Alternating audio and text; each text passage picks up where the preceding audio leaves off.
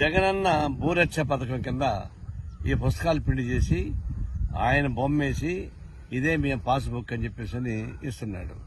ఆ పాస్బుక్ లో ఎంత డొల్లతనం ఉందంటే ఇది నేల గీసుకోవడానికి పనికిరాదు. వాళ్లే ఇచ్చారు.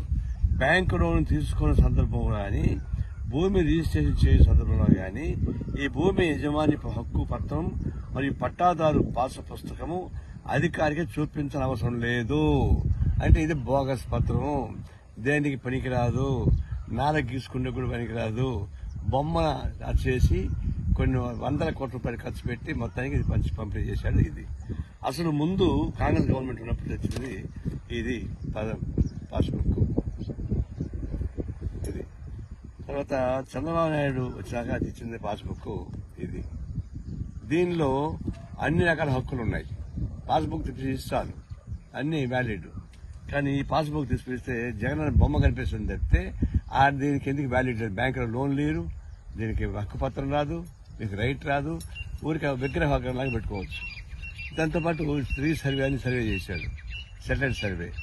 ఒక్కొక్క దీనికి ఎన్ని బండ్లు ఉన్నాయి చూడండి. చాలా ఫినిష్ చేసిన జగన్ భూ పథకం పెట్టాడు.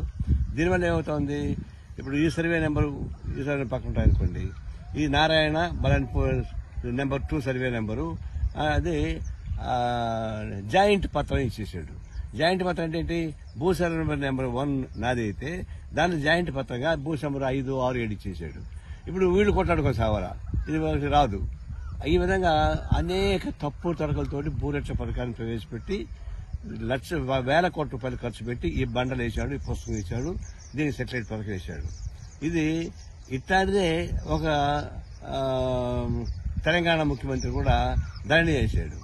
ఆ ధరణిలో ఎట్టుందంటే వినియోగదారుల హక్కు కనపడలేదు, అనుభవదారుల హక్కు కనపడలేదు. దానివల్ల ఏం చేసిందండి, అనుభవించాల్సిన భూమి కాస్త భూస్వామికి వెళ్ళిపోయింది. అదే దెబ్బతీసింది, కేసీఆర్ అదే దెబ్బతీసింది. ఇప్పుడు జగన్ కూడా ఈ భూరక్ష పథకం దెబ్బతీయబోతుంది. దీనివల్ల రైతుకి ఉపయోగం లేకపోగా అనేక రకాల డిస్ప్యూట్స్ వచ్చేసినాయి. బండలు కనిపిస్తాయి, పుస్తకం కనిపిస్తుంది, ఇది శిలాపథకం లాగా ఉంటుంది, శ్మశానం రాసి పథకం లాగా ఉంది తప్ప ఇది కాదు. ఇదే బండలే రాబోయేటువంటి జగన్మోహన్ రెడ్డికి శిలాపథకంగా మారిపోతుంది. శ్మశానం పనికొస్తున్నటువంటి కార్యం కాదు. ఇదే పథకమే ఆయన ఓడించబోతుంది.